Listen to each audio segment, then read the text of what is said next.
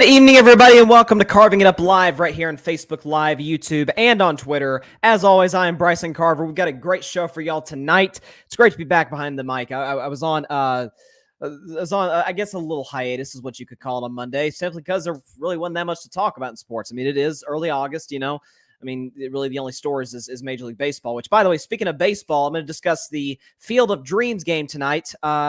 If it lives up to last year's edition, the very first Field of Dreams game, then it will be one of the greatest baseball games in recent memory, because last year's game was, I mean, last year's game was Field of Dreams 2. I mean, it was incredible. It was like a movie. But I'll talk about the Field of Dreams game tonight, as well as Tom Brady reportedly stepping away from the Tampa Bay Buccaneers for some time due to some personal reasons. At this point, we're not exactly certain what it is for, although we do have some reports from Ian Rappaport that can kind of give us a little bit of a look into what's going on. I'll get into that, as well as the New England Patriots. Shocker, shocker, the offense looks like absolute garbage, and I'm actually going to defend Mac Jones, something that I don't think I've ever done on this show before, as well as the Miami Dolphins. I'm not going to defend Tua Tagovailoa, because it's kind of a mess over there in Miami in terms of what I think that their offense and in regards to their team is going to be in 2022. But first, our only NBA story of the night is Kevin Durant. The Kevin Durant saga continues. So according to Shams Charania, as well as multiple other sources, Kevin Durant met recently with the owner of the Brooklyn Nets, Joe Tsai, and pretty much gave him the option, essentially saying that, according to Shams, that KD said either you trade me or you fire Steve Nash or the general manager. Steve Nash, for those of you that don't know, is the head coach of the Brooklyn Nets. And so KD is saying, basically, if I am to remain a Brooklyn Net, you have to do exactly as I say and fire the head coach and bring in a new guy. And so I was reading this and I was like, okay, so this tells me, first of all, KD's out of there. Okay, because the Nets all off season, I guess you could say, to their credit to a certain degree, have kind of said, we're taking back control of our franchise. You see a little bit of this with the Lakers to not a little bit to a lesser degree, although I think it's a little bit more unstable over there in terms of Jeanie Buss and Rob Pelinka. The point being that the Brooklyn Nets all offseason have pretty much given Steve Nash their vote of confidence and expressed their confidence in the franchise in terms of how they can continue to grow and improve as a basketball team. And so Kevin Durant comes in and essentially says, either you trade me or you cave into what I want.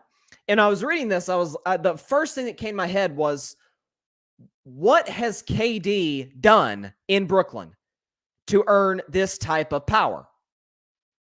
Frankly, the vast majority of forget stars, superstar players, I don't think deserves this kind of power. It is a short list. I mean, we're talking probably, honestly, the best 3 players in the league, maybe throw Luka in. I mean, I think the only guys that have this type of power and have earned it are Giannis, Steph, and LeBron. If you want to say Luka, okay. I mean, he did just get to a Western Conference Finals, to his credit, led Dallas there. But I still think, look, he's 4 years in, still got a ways to go. This is still Mark Cuban's franchise, although Luka Doncic is, without a question, one of the 5 best basketball players on earth. But I was thinking about this. I'm like, KD, I think, really thinks he's LeBron. I think he's always thought he was LeBron or an equal footing to LeBron. Now, as a player, I have no issue with that, okay? Because, KD said after he won the 2017 championship with my Warriors, you can look it up, he said in the post-game interview with the great Doris Burke, he said that LeBron was the only guy he looked at eye to eye and said, this guy is basically the only one that can take me one-on-one, that can take me head-to-head. And at that point, I agree. Like, it was LeBron's league, but KD was, right on his heels. Okay? KD has always seen himself as an equal to LeBron. If we're talking on the basketball court, got no issue with that. I want you to think you are on that level, LeBron James, especially when you've proven what KD has proven on the court with his unique skill set, especially offensively. Even on the defensive end of the floor, he's a really good perimeter defender and an excellent shot blocker. However, in terms of the power around the league and in each individual team that LeBron has played for, KD has never even come close to earning that type of power. Never even come close. Okay? LeBron went to the Miami Heat in 2010. Okay, that was an organization run by Pat Riley. Eric Spoelstra was a new, young head coach. Dwayne Wade was obviously the face of the franchise. At that point, they added Chris Bosh, okay? LeBron won 2 championships there. Okay, now, if you want to say he underdelivered, okay, but if 2 championships is underdelivering, then I'd like to underdeliver occasionally, right? And he goes back to Cleveland. Now, Cleveland, especially the second stint, he held all the leverage and all the power. Because what was Cleveland without LeBron up until last year when they were viable, almost made the playoffs?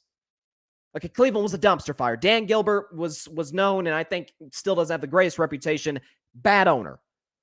Okay, he fired the original general manager who LeBron really liked, who went to New Orleans, right? You had the Kyrie Irving trade. LeBron had power in Cleveland, and things still fell apart. In Los Angeles, he had the power and brought in Anthony Davis. Never forget, LeBron has never asked for a trade.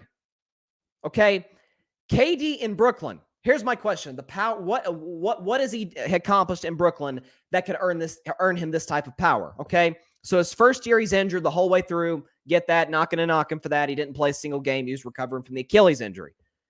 But before he even played a single game for the Brooklyn Nets, coming off this Achilles injury, going into his second season as a Net, he, along with his new teammate, Kyrie Irving, were on a podcast in which both of them said, we don't need a head coach. We can win a championship without a coach. Which is why Steve Nash got the job. And who gave the okay for Steve Nash to get the job? Oh, it was Kevin Durant. Why did Kevin Durant okay to Steve Nash? Well, A, he knew Steve Nash would be not a yes man. I wouldn't go that far. Steve Nash is an incredibly intelligent basketball mind, but he knew Steve Nash is not going to command the type of attention of a basketball team that, say, somebody like, just to think about the 2 finals coaches, an Ime Udoka or a Steve Kerr would. Okay, because he hasn't earned that type of cachet within the organization. The Nets had to cave to KD because the Brooklyn Nets don't get free agents like KD or Kyrie Irving. So they kind of had to cave into their every single demand. Okay, and also KD liked Steve Nash when Steve Nash was an assistant in Golden State.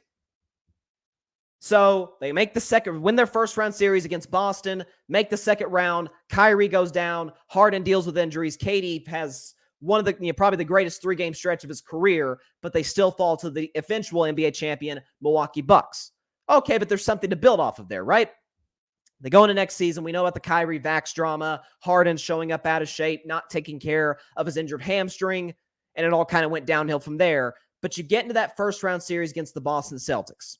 And I will go back to a quote from Stephen A. Smith, the great Stephen A. Smith. We all know him. We all love him. And he used to cover the Philadelphia 76ers back in the day, right around like the late 90s, early 2000s, before he landed his big gig at ESPN. And going into the finals, remember the Sixers played the Lakers. The Lakers, it was Shaq and Kobe. Everybody knew they were going to pretty much rout Philadelphia. Most people were predicting sweep. It was one of the biggest gaps in talent that we've ever seen in the finals, the Lakers compared to the 76ers. And what did Stephen A. Smith, he said this on national TV and in the newspapers. He said, the Lakers are going to win this championship. Nobody disputes that.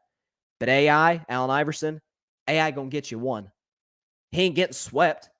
No, he'll get you one game. And sure enough, AI dropped, 48 points against the Lakers. The iconic crossover against Ty Lue, stepped over him when he made the shot. AI got you one. Now, the Lakers went on to win 4 straight, win the championship, but AI got you one. If you are Kevin Durant, a guy who many consider the best basketball player on earth, you are playing a superior Boston Celtics team. I picked Boston. A lot of people out there picked Boston because they were a better basketball team on both sides of the floor, better coached, deeper. Boston was supposed to win that series. But you got to get me 1, 2 even. I mean, if you're the best player on the planet, what I hear, could you get me at least 1? No. Horrible in game 1. Matter of fact, lost Jason Tatum in the last 5 seconds of the game, in which Tatum got the game-winning layup at the buzzer. Was abysmal in game 2. Took I forgot, was 2, 3 shots in the second half of game 3. Was terrible in that game. And had a solid game 4, but it was too little too late. A lot of garbage time points in there. KD has done What? To earn the power, to earn the cachet within the Brooklyn Nets franchise to say, you have to move me or you have to fire this guy. If Steph Curry, which he would never do this, but if Steph Curry went to Joe Lacob, the owner of the Golden State Warriors, and Steph, was kind of disgruntled for whatever reason. He obviously was not disgruntled this year. I mean, won the NBA championship, and won the NBA championship. That's what we do in Golden State. Point is, if Steph, for whatever reason, was disgruntled in Golden State, he went to Joe Lacob and said, either you trade me or you fire Steve Kerr. Joe Lacob would immediately get on the phone, tell Steve Kerr, we appreciate your services to this franchise, but we're moving in a different direction. Because you don't lose Steph Curry, as great of a coach as Steve Kerr is, right? Okay, if Giannis went to the Bucs and said, either you trade me or you fire Mike Budenholzer, whoever the owner of the Bucs is would get on the phone with Mike Budenholzer, appreciate what you did here, we're going in a different direction, because you don't lose Giannis. And you say, well, you don't lose Kevin Durant either. It's one playoff series. Best play in the world, quote unquote, is what I hear. One playoff series win since he's been in Brooklyn. What am I supposed to do with that? What am I supposed to do with that? He had the eventual champion Bucs on the ropes and went 0 for 7 in overtime in Game 7. Giannis scored 40. KD, to his credit, scored, was it 48, 49? He was great. He's phenomenal. But he didn't make a shot in overtime. And against Boston. I'm not faulting Kevin Durant. I'm not faulting the Nets for losing that series. They weren't supposed to win that series. Because you get me one. And something else, too. At what point, this is where KD is different from your Stephs, your LeBrons, your Giannis's of the world. At what point in KD's career has he ever been the heartbeat of a franchise? Has he ever been the engine that makes a franchise go? At what point has that ever been the case? Charles Barkley a few months ago said, when's KD going to be the bus driver on a championship winning team? Now, by bus driver, we're not talking about best player, because KD has been the best player in a championship team. He was in 2017. I thought Steph was better in 2018, but that's a different discussion for a different show. But I've seen KD be the best player in a championship team. But can he be the guy who leads you? That's a different story. I've always said about Kawhi. Kawhi has been the best player on one, maybe two championship teams. But he was not the driving force. He was not the leader of those two franchises. That's why you've seen a little bit of turbulence in Los Angeles with the Clippers. That's why they won a playoff series without him against the number one seed Jazz. That's why they competed with the Phoenix Suns in the Western Conference Finals without Kawhi. They would have obviously been better off had they had him, but they're fine without him. Milwaukee without Giannis isn't a playoff team. Warriors without Steph, they might make the play-in. Lakers without LeBron are probably one of the 5 worst teams in the NBA. That's the reality. Brooklyn without KD, you trade him to Boston, which reportedly KD wants to go to Boston. I told you so.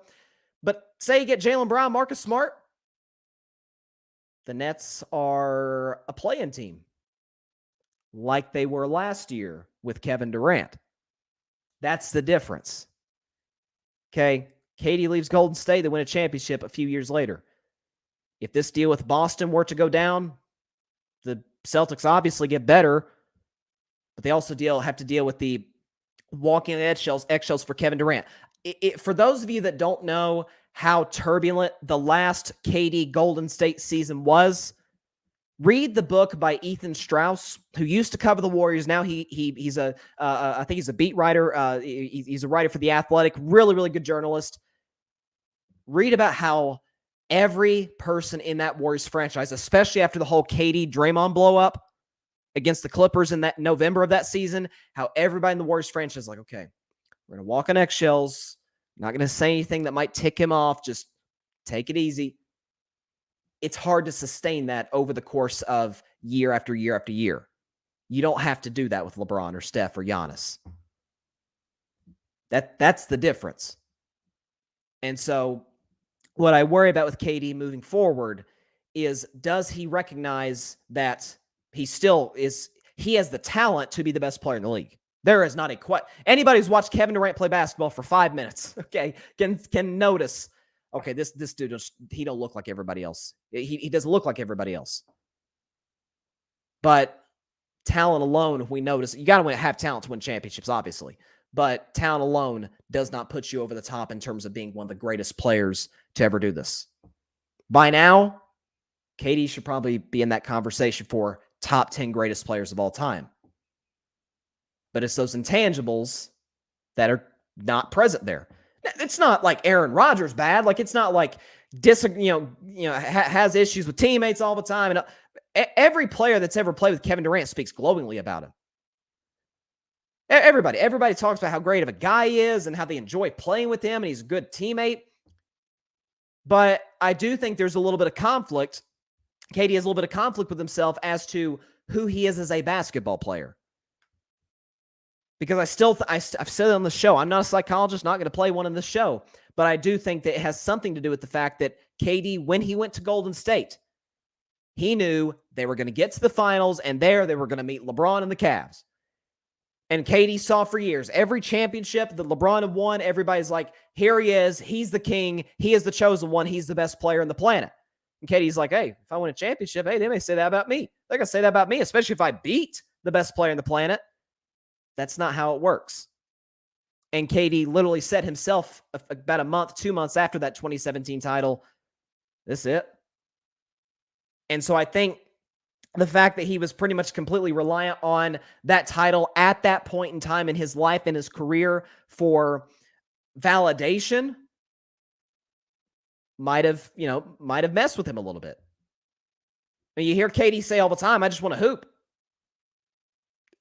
Golden State is the best place in the league for you to just hoop. Steph and Draymond lead that show. You could still average your 25, 30 points, still be incredible in the regular season, in the playoffs, and in the finals, and help this team win multiple championships. In Brooklyn, they're not asking you to just hoop, okay? They brought you to Brooklyn to go win a championship. And he has yet to sniff a conference finals. So I circle back to the question I asked earlier about his meeting with Joe Tsai, demanding that either the Nets trade him or fire Steve Nash. He has done what to earn that type of power? That's all I'm saying. And this was LeBron in LA, Giannis in Milwaukee, or Steph in Golden State. This is a different story. This is a completely different set of completely different story. But I'll tell you that it's like I tweeted the other day when this story broke. I'm like, I think deep down, I truly think KD regrets leaving Golden State for an unstable Brooklyn Nets franchise and an even more unstable Kyrie Irving. I mean, they've said it, the song, you don't know what you got till it's gone. They had the leaders in Golden State. They had the elite head coach. They had the ownership. They had the general manager. They had the depth. They had the fans. They had the system that KD said himself was a beautiful brand of basketball. Everybody says it. I mean, it's hard to take your eyes off of it. It's beautiful to watch. Brooklyn, not so much. But Kevin, it was you who wanted Steve Nash to coach. It was you who gave the okay for the Brooklyns to hire Steve Nash, but then 2 years later, you want him out. And you were telling them that's either that or trade me. I'm just saying it's kind of a mess right now. That's putting it mildly. But shifting to the NFL, again, it's great to be back on the show. There's a lot of NFL stories I wanted to talk about today, but I'm going to save them for tomorrow because, training camp, this has been a more quiet training camp than usual. There's not, a whole lot of big stories. Mostly right now for training camp, as it always is every year, especially with young quarterbacks, young football teams, it's a matter of questions, right? I do think an underreported story is the whole Matthew Stafford situation with the Rams, how he's having his arm. It reminds me a lot of the Dak Prescott. Remember Dak last year when a few practices in, he had that lat issue in his arm, in his throwing arm, and he was out of practice for 3-4 weeks. And everybody's like, oh, is it more serious than the Cowboys are letting on? There seems to be a little bit of concern within that Rams franchise as to whether Matt Stafford's injury is something that could, force him to miss a significant amount of time. We know he's not going to play in the preseason. Okay. Sean McVay is the originator, of coaches not playing their stars in the preseason. I mean, most coaches, most teams have pretty much played copycat to that and done the exact same because they saw it worked for Sean McVay. Why can't it work for us? So we knew Stafford wasn't going to play in the preseason, But and listen, we know he's got the rapport with Cooper Kupp. He knows the playbook. This would be a much bigger story if Matt Stafford, this was his first year there. If this had happened a year ago, it'd be like, oh man, Stafford needs as many reps as he can with this new system, with these new receivers, this new coaching staff. But I do think it is at least somewhat of a cause for concern. Like, you're kind of looking at it and you're like, you want your Super Bowl winning quarterback to be ready to go, especially for the season opener. You're playing, a team that you could very well meet in the Super Bowl next February, and that's the Buffalo Bills. But listen, we're what are we, 28 days away? We're exactly 4 weeks away from the NFL season, folks. We're this close. We are this close. 28 days until what is going to be a dandy on opening night. Bills and Rams. Can't wait. But going now to a team that I've said since the offseason, do not believe, and now I'm extremely, extremely confident, will not make the playoffs, especially in an AFC that is just littered with young, talented franchise quarterbacks. The New England Patriots are not going to make the playoffs this season. I mean, I think it's fairly obvious. A lot of Patriots reporters, who cover this franchise for a living, they've been at these practices. And just to sort of set this up before I read what they've been reporting,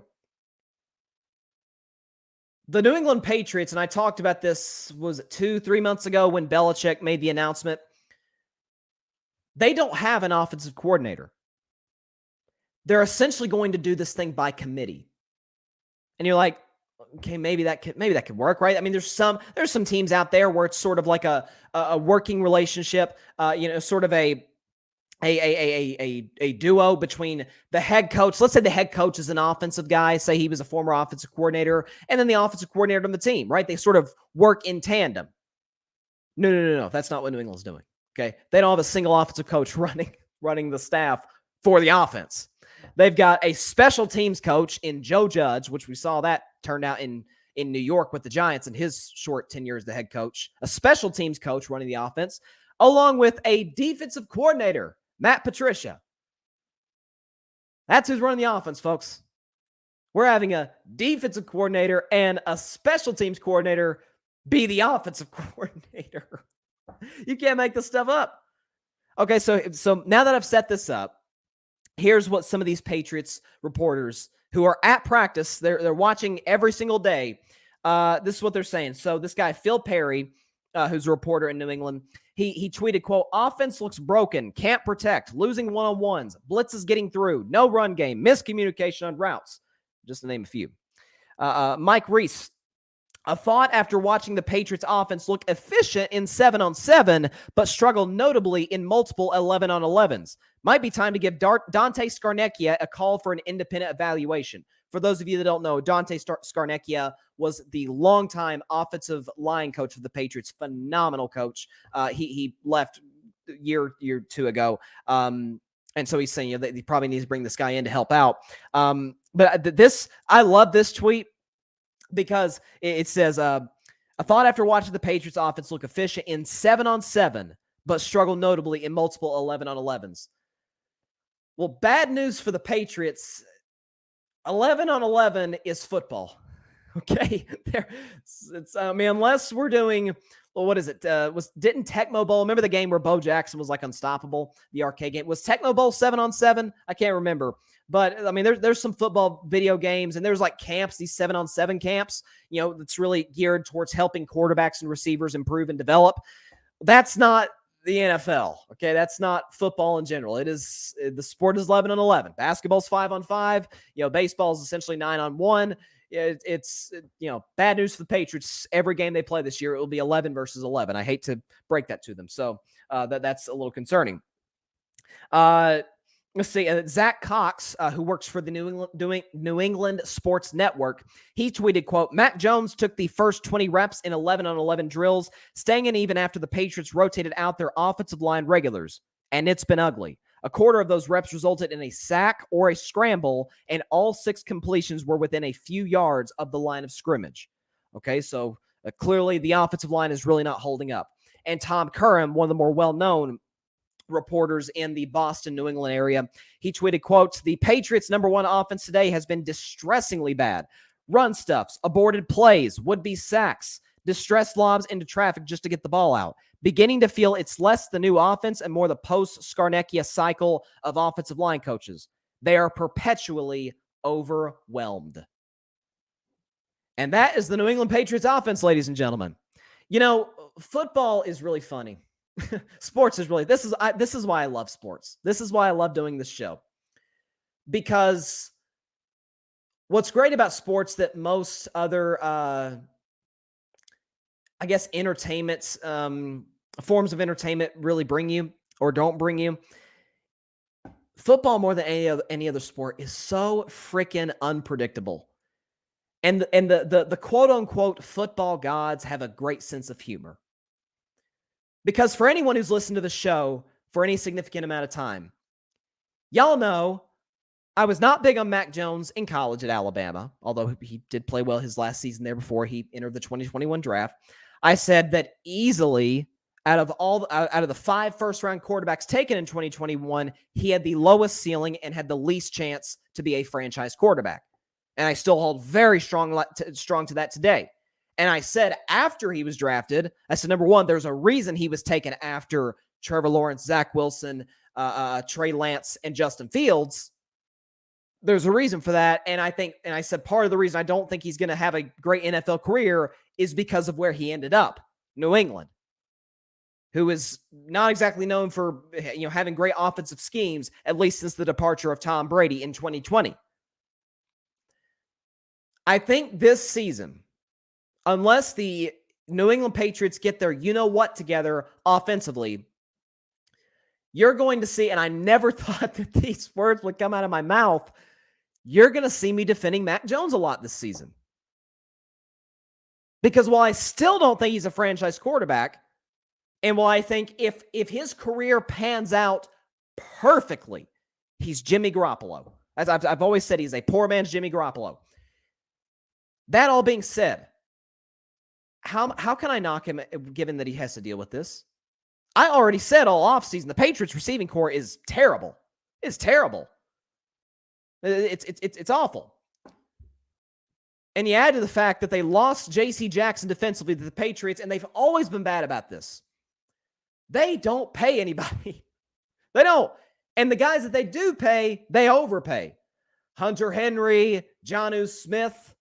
Okay, Matthew Judon probably got a little too much money, even though he was fairly productive a season ago. But then they let a top 3 corner in football, J.C. Jackson, just walk out the back door and sign with the Los Angeles Chargers. I mean, and they have, all kinds of cap space, and they won't keep maybe the best player in their team. I can't with a straight face, and he'll have bad games. Trust me, there'll be some critical shows of Mac Jones, here on Carving It Up. I can't really rip him, considering he has to deal with this.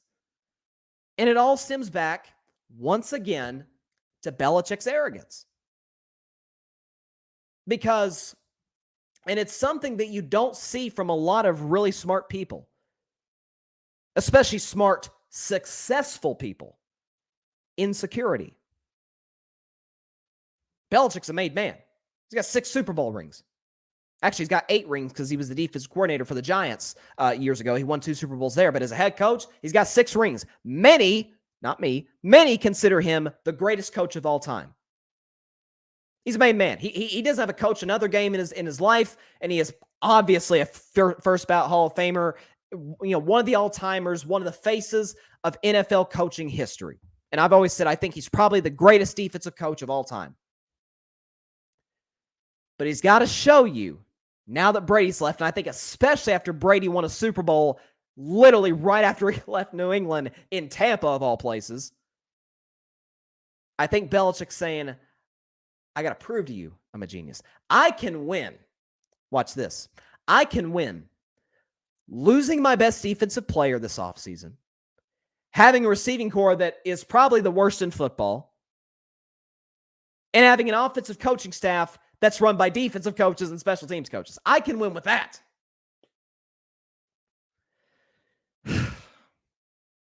It's kind of sad, the fact that such a great career is going to end in somewhat sort of an average spot in the NFL. Well, the Patriots a 7-win team, at best an 8-win team. I mean, look at New England's schedule. Matter of fact, I'll pull it up on my phone real quick. The end of their schedule is ridiculous. Okay, let's see if I can pull this up right here, because it's, like I said, it is crazy. By the way, the Patriots do play a preseason game tonight. Mac Jones and the starters will not play. The end of the Patriots schedule. Okay, so they play the Jets November 20th. After that, on a short week, they play the Vikings on the road. You know I like Minnesota to win the NFC North. They play the Vikings on the road. They play the Patriots at home. They go to Arizona, a possible playoff team. They go to Vegas, a possible playoff team. They play the AFC champion Cincinnati Bengals at home. They play the Dolphins, who are kind of a bubble playoff team, at home. And then they go to Buffalo. There's a chance they may lose every single game down the stretch. I will be nice and say they win at best 2. You can't win in today's NFL with a limited quarterback, with a bad receiving core, with a declining offensive line, with a defense that absolutely got worse in the offseason, and best of all, defensive and special teams coaches coaching offense. You can't win like that, especially in 2022. This is one of the rare instances, forgetting football, just in business in general, where a extremely intelligent, extremely successful individual feels the need to show you and tell you how smart they are. It doesn't happen much, but it is right now, I think, with Bill Belichick. I think Tom leaving and being successful, not just being successful, winning a Super Bowl in year 1 in a pandemic year. That kind of drove the point home. And so to me, there is no way that the Patriots are a playoff team this year. I mean, look at the AFC. Okay, let's look at the AFC real quick. Let's go division by division. AFC West, we all acknowledge, is probably the best division in football, right? Because you got the Chiefs, Broncos, Raiders, and Chargers. We're all in unison in that we think 3 of those teams will get in. 3 of the 4 teams will get in. My view, I think it's going to be Denver, Kansas City, and LA. I think the Raiders are the odd team out. You can maybe convince me into the Raiders and convince me out of, say, the Chargers, but I think Kansas City, Denver are absolutely in, and I think the Chargers are the last team out of that division in. So that's 3 spots. That's almost half the playoff teams right there out of one division. Okay? So you got to have, let's not even predict division winners in the North and the South. Somebody's got to win the AFC North. Somebody's going to win the AFC South. That's 5 playoff teams. So now you got 2 spots left. We know New England is not beating Buffalo for the AFCs. Buffalo is a legit Super Bowl contender. Many people think they're the favorites to get to the Super Bowl out of the AFC.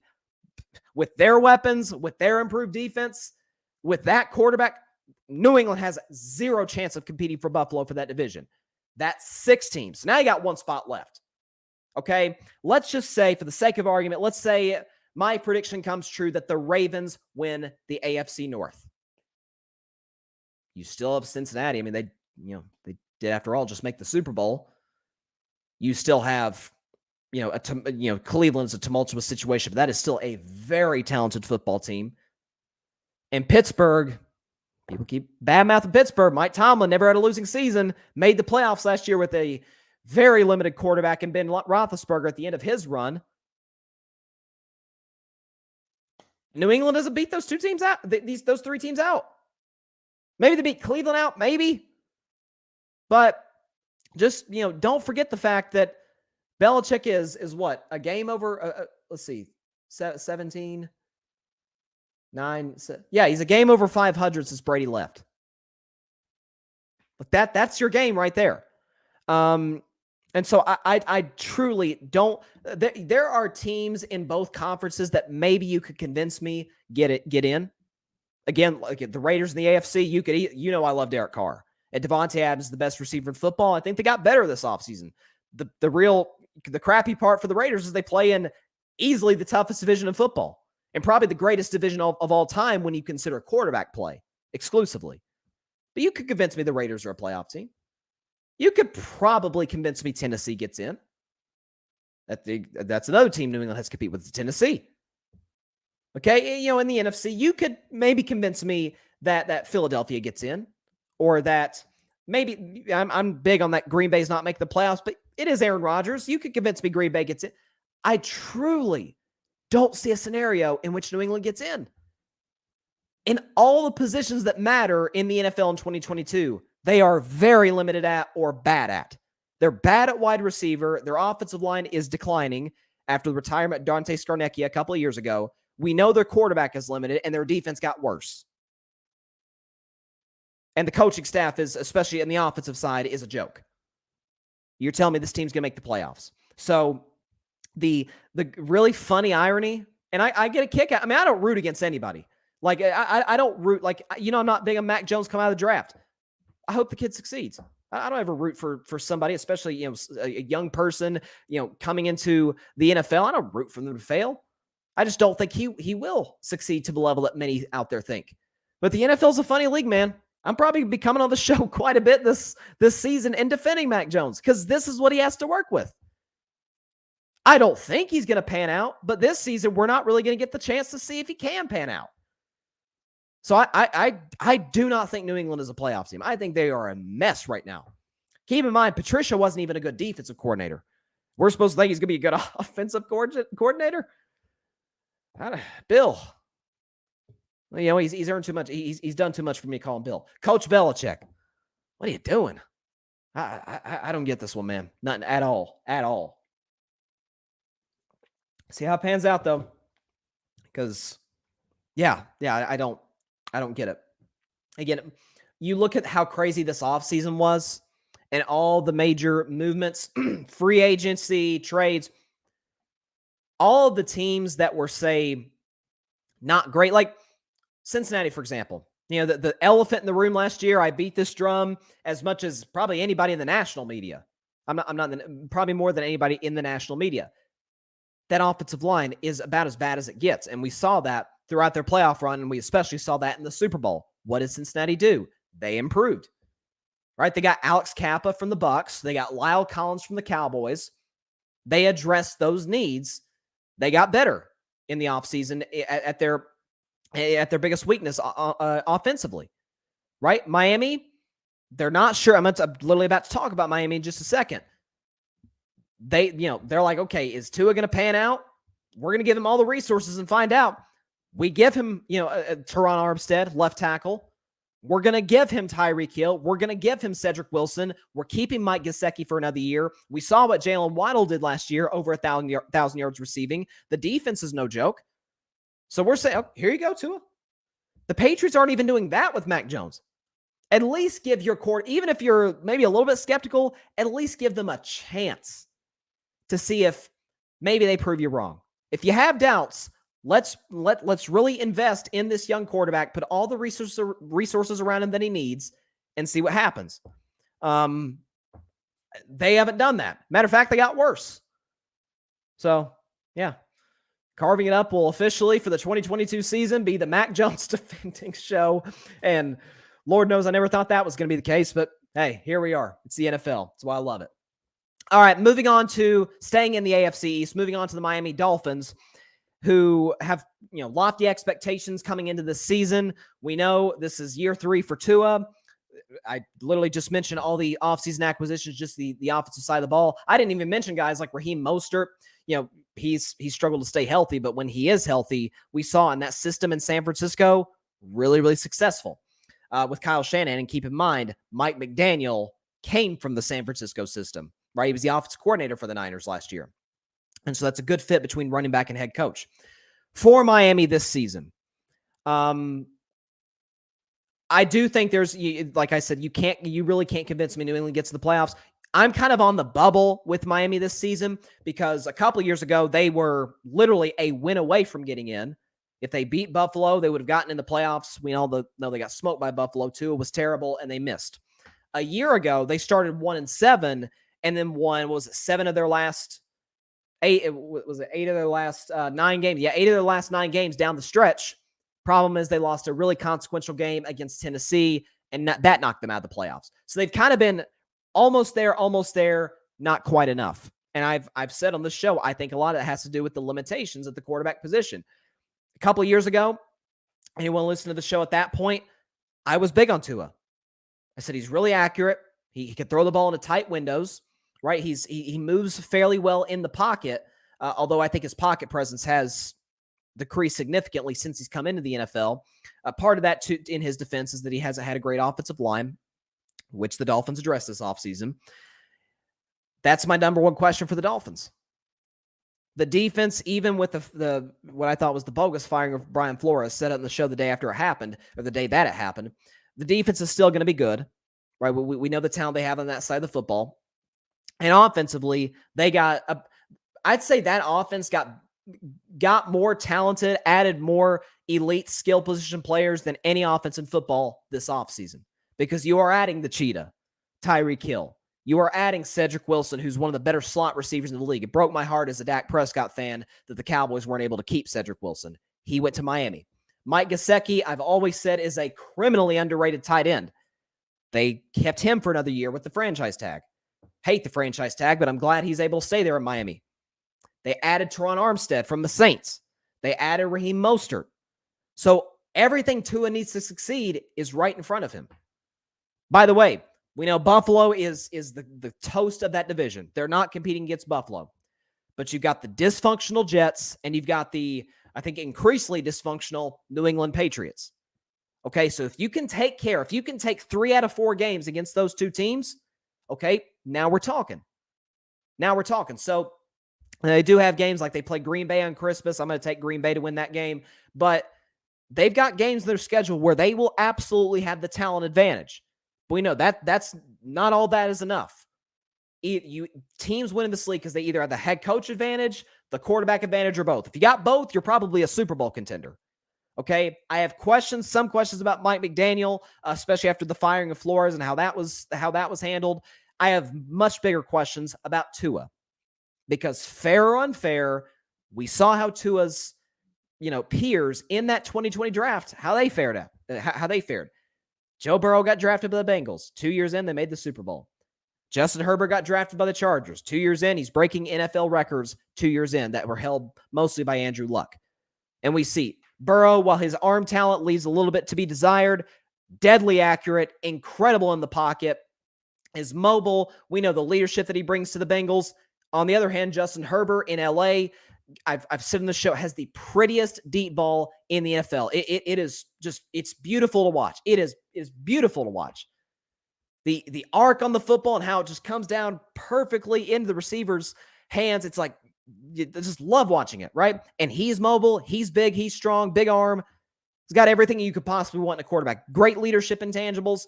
Tua, I don't question his leadership intangibles. I don't question his accuracy, but his arm is below average. I don't think that's arguable. He's not great getting outside the pocket and making plays with either his legs or being able to, extend plays, throwing on the run. He's a guy who needs the system to be kind of perfect in order to win, right? Defense plays well. Can the defense give you a takeaway? Can the special teams either score a touchdown or maybe block a punt or block a field goal, whatever the case may be? Needs a little bit of a run game. And Dolphins fans, some have called it's been dubbed Tuanon, which I think is a solid nickname, because I've never gotten more hate on the show than from Tua fans. Never. No fan of any player, no fan base of any player has given me more crap than Tua fans. So again, I think Tuanon is an appropriate nickname. But a lot of Tua fans will tell you, or tell me, Bryson, he doesn't have an offensive line. Well, neither did Joe Burrow when he got to the Super Bowl. Okay, and the gap between Jamar Chase and Jalen Waddle isn't big. I think Chase is a better receiver, but let's not forget Jalen Waddle, with quarterback turmoil, had 1,000 yards receiving. Okay, he can play. He can fly. When you just get the ball in that guy's hands, he can make it happen. Same with Jamar Chase. So both guys, Tua and Burrow, had subpar offensive lines, but a really talented wide receiver. Burrow was in a tougher division than Tua and went to the Super Bowl. He got sacked 9 times in a game by a playoff record, still won the game.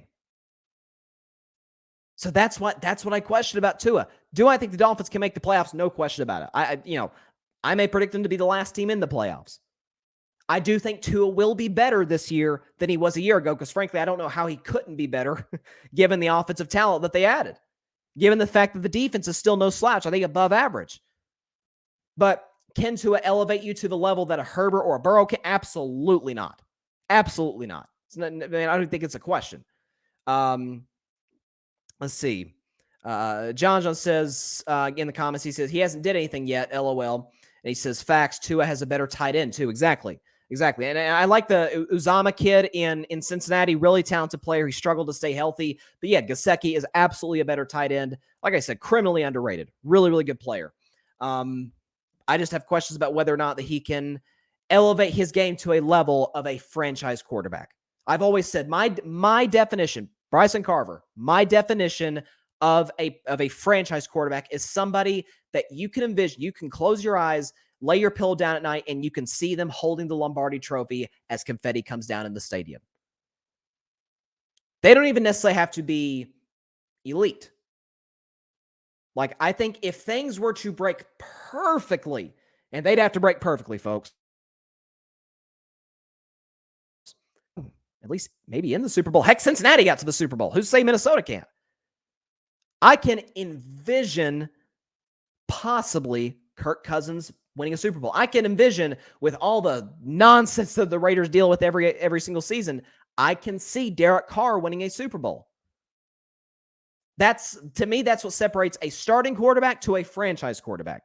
We know the superstars. We know their names. But there's a fine line between franchise and starter. I think Tua probably still is a starting quarterback in the NFL, especially given the talent that Miami has. But a franchise guy, I'm going to have to see a lot this year. I always go back to the Bill Parcells saying, the Hall of Fame coach.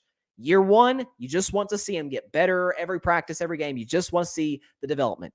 Year two, you want to see a pretty big jump from year one. And by year three, if I'm still not sold on you, you move on. And honestly, I think that's what the Dolphins are going to do this season. If Tua does not pan out, if, say, they miss the playoffs, or say they barely get in and get smoked by, say, like a Buffalo or, a team like that, I think they move on. So, and, we know about the Tom Brady connections, about to get into Brady in just a second. We know about the Tom Brady connections to that organization. Does that happen? I don't think it does, but, it certainly isn't out of the question, but that would be an attractable destination for a quarterback, because we know about Miami, right? Great weather. You don't have to worry about any cold weather games at home. You've got, Miami low-key has a rabid fan base. You've got, again, great offensive pieces, really good defense. Obviously got to compete for Buffalo for the division, but you're pretty much a shoe-in playoff team if you could get some semblance of consistency at the quarterback position. This is make or break for Tua. And I get, I know he's gotten some criticism for being a little bit defensive in some of his press conferences. I get it. I understand that the pressure, that he's got to be feeling. But the bottom line, this is a harsh business, the NFL is that if they find a better replacement for you and that guy's better, they're going to do it. Like, you hear him answering questions about the whole Tom Brady situation, how the Dolphins got punished for tampering a couple of years ago. They wouldn't be asking that to Justin Herbert. If Justin Herbert was in Miami, they would not be asking those type of questions. I'm just saying. But I do think Miami can get in. I have to see a lot from Tua to convince me, like, okay, he has taken that next step into being, a franchise, forget elite quarterback, but a franchise quarterback. We'll see how it plays out. Again, I will reiterate, 4 weeks from today, we get a lot of answers to a lot of questions as the NFL season will begin. And there are some preseason games tonight. There's actually one preseason game that's about to kick off in 10 minutes between the New England Patriots, who I just finished, pretty much ripping to shreds, at home against the New York Giants. Again, the Patriots starters will not play. So, but if you want to catch that game on the NFL Network, do that. And also the Titans play the Ravens. Don't forget, the Baltimore Ravens have not lost a preseason game since 2015. I just want to throw that out there, okay? So, there's a little, maybe I'm overestimating this, but I think there's a little bit of pressure, right, on some of those Ravens players to be like, hey, we don't want to be the team that loses a preseason game. I don't know, maybe I'm overestimating that, but I think they have the record in NFL history for most consecutive preseason games won with like 20. I think the previous record, Adam Schefter said it was like 19. The Packers won like 19 straight preseason games back in the 60s. And so, congrats to the Ravens on that record. But, we'll see if they continue that tonight against the Tennessee Titans at home. John thinks I'm jinxing it. He says they losing tonight, LOL, because of you. They probably will. I probably jinx it. You're probably right, John. I'll apologize to the Ravens franchise if they're not able to pull this one out against Tennessee. And also, like I said, in when does that game start? Okay, so in about 25 minutes, the Field of Dreams game will kick off. I will discuss that at the end of the show between the Cincinnati Reds and the Chicago Cubs. But first, I did want to touch on the whole Tom Brady situation. It's really, really interesting because according to Todd Bowles, Tom Brady is quote, he'll be back sometime around Tennessee because they play the Tennessee Titans this preseason. Coach Todd Bowles said, talking about Tom Brady, he's going to deal with some personal things. This is something we talked about before training camp started. We allotted this time because he wanted to get in and get chemistry with the guys and go through these 2 weeks of training camp, knowing he wasn't going to play the first 2 games. Now, there was some questions about, because of the fact that this is a pretty long absence from Tom, there was some questions about, okay, does it have something to do with maybe his mother? We know she's dealt with her health issues. She was able to, thank God, beat cancer about 5 years ago. Is it his dad? Is there any health issues within the family? Well, we got some pretty good news in that regard from Ian Rappaport, who's, the NFL Network's lead insider. He said, quote, it was, here's everything that I understand about this. It was planned. No one is worried. He's fine. To my knowledge, it is not a medical emergency related to him or I believe anyone close to him. I was told that everything is okay. The best description I got about this was that it was important to find a work-life balance. Okay. So if Schefter, we're relying on, not Schefter, Ian Rappaport, we'll rely on Ian's report saying that, okay, it's not a medical emergency. Tom's just going to take some time off. To me, and I don't like beating this drum because I don't want to see it come to an end. This is the GOAT we're talking about. But I think this is yet another example that this is it. Tom's not going to announce it. Tom's not the type of guy to sort of go on a farewell tour. It's not really him. But he's not going to come straight up and announce it. That, like, this is it, year 23, age 45, I'm done after this year. I think given some of the decisions made this offseason in regards to, expanding his brand, the Brady brand. He's got the movie 80 for Brady coming out next year that he was in. And I think he had something to do. I think he was a co-producer or something of that movie. He signed the massive contract with Fox to be their number one NFL analyst during the games. So, he's got a lot going on. And so I think given the excitement, the anticipation of all that he's got going on in regards to business, and in talking about, you hear these interviews with Tom, and he seems very sort of at peace, which is great, by the way. It's great. I'm not criticizing him for this. But he seems very kind of relaxed and at peace with how his career has panned out. I mean, crap, he's won 7 Super Bowls. It's hard to get much better than that. He's got more Super Bowls than any franchise, one guy. But I do think he is, to a certain degree, saying quietly, this is it. Right. As Schefter said, balance. He said the best description I got about this was that it is important to find a work-life balance.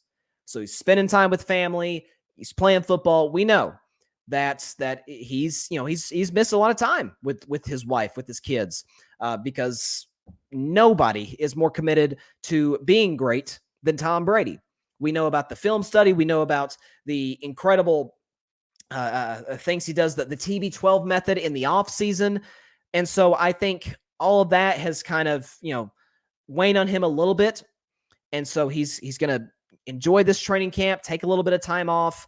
Up until this point, as one Bucs beat writer reported, he had, before today, he had missed 3 of the last 6 practices. And we know about veterans, especially in today's NFL, the coaches will give veterans the day off in training camp. There's no need to overwork your 32, 33 plus year olds. It's training camp. Like, they're professionals. They know how this process works. It's more about giving the young guys an opportunity to be successful. And so they'll give veterans the day off occasionally.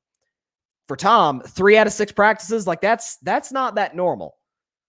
And so I think this all kind of ties into enjoying time with family, take a little bit of time off. I think this is it for Tom Brady. And I hate saying that because I love Tom. He's Obviously, he's the greatest quarterback ever. I said after he won that Super Bowl with Tampa over Kansas City to get ring number 7, I said this cements him as the greatest athlete in the history of team sports. Over Gretzky, over whoever your baseball goat is, Babe Ruth, Barry Bonds, whoever, and over Michael Jordan in the NBA. Michael Jordan's my goat in the NBA. Tom's over all of them. Tom's over all of them. So enjoy. If you are a Tom Brady fan like me, heck, if you're a Tom Brady hater, and I know a few of those, enjoy it because you're going to miss it. Tampa's a Super Bowl contender. Right now I don't have them making it, but again, this is the great Tom Brady we're talking about. So, you don't bet against this guy. So we'll see what happens. Before I move on to the Field of Dreams game, which begins in about 20 minutes. So definitely try and wrap this up soon. So I can get to that. I did want to give a big shout out to the NBA because they announced, Shams Charania reported it. It was announced by the NBA, that they're going to be retiring the number 6, of course, in honor of Bill Russell, sort of giving him like the Jackie Robinson treatment. We know baseball in the 1990s, Major League Baseball retired number 42. Now, for players that wore 42 back in the 90s, say like a Mariano Rivera, the great closer for the Yankees, let them finish their career, wear 42 the rest of their career, and then once they got done, nobody else could wear that number. In the NBA, you've got players like LeBron, who wears number 6. Let them finish their career. They can still wear the number, but once those guys are done and retired, number 6 will never be worn again in the NBA, and I think it's a great move. I think paying tribute to the trailblazer and the icon that this man was on and off the court, I think is a great move by the NBA. I think I also read that they're going to have every team is going to have like a patch on their jersey, a number 6 patch to kind of honor Mr. Russell. So big shout out to the NBA, to Commissioner Adam Silver. He's always, on top of this stuff. And so I think it's excellent. If there's one player that could ever have his number retired league-wide, it's Bill Russell. It's Bill Russell. So shout out to the NBA for this move. No question. He's Mr. Russell's deserving of it. All right, finishing the show with the Field of Dreams game. The only unfortunate aspect of it is that it's 2 teams that are not going to make the playoffs, the Chicago Cubs and the Cincinnati Reds, an NL Central division matchup. But I still think I want to commend Major League Baseball for adding a level of interest in the regular season that they haven't done in a very long time. I think the greatest interest that there was in an MLB regular season, honestly, was probably 1998 between the home run chase, the summer of love, Sosa and McGwire. Like they went back and forth, who's going to lead the league in homers? It seemed like every day one of them would go deep or, go deep multiple times in a game. That was the last time that I think there was a great level of interest in the Major League Baseball regular season. The Field of Dreams game alone doesn't compare to that, but it does. Again, last year's Field of Dreams game between the Yankees and the White Sox was the most viewed regular season game since the 90s. So because it's after this classic baseball film, of course, starring Kevin Costner, the late great, rest in peace, Ray Liotta, James Earl Jones, like great cast, great movie, great story.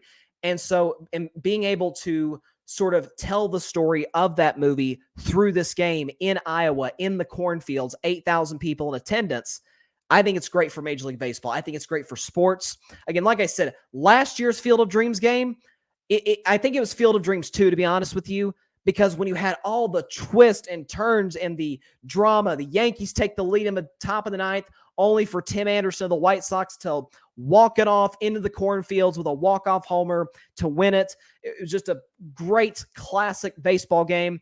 If tonight's game comes anywhere near that, we are in for a show. Even though it's 2, again, non-contending teams, Cubs, White Sox, I'm still going to be plugged into my TV because it is going to be very exciting. I don't know if they're going to do like a sort of ceremony beforehand, so I'd like to find out pretty soon. So that is all the time we have for the end of the show.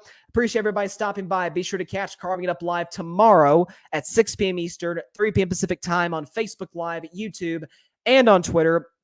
Also, be sure to check out the Carving It Up podcast on Spotify, iHeartRadio, Google Podcast, Anchor, as well as wherever you listen to your podcast. On YouTube as well, be sure to like, share, comment, and of course, hit that big red subscribe button. It really helps the channel grow exponentially. So, until tomorrow evening, Have a great evening yourselves, ladies and gentlemen. Have and enjoy a little bit of preseason action in the NFL, a little appetizer for the NFL season starts, and enjoy the Field of Dreams game. So have a great evening, everybody. Stay safe out there. God bless you all. Peace out. Can't believe I'm going to have to defend Mac Jones. Come on. Thanks so much for watching the show on YouTube. Be sure to click that big red subscribe button and go check out the other clips and full shows of Carving It Up Live. Have a blessed day.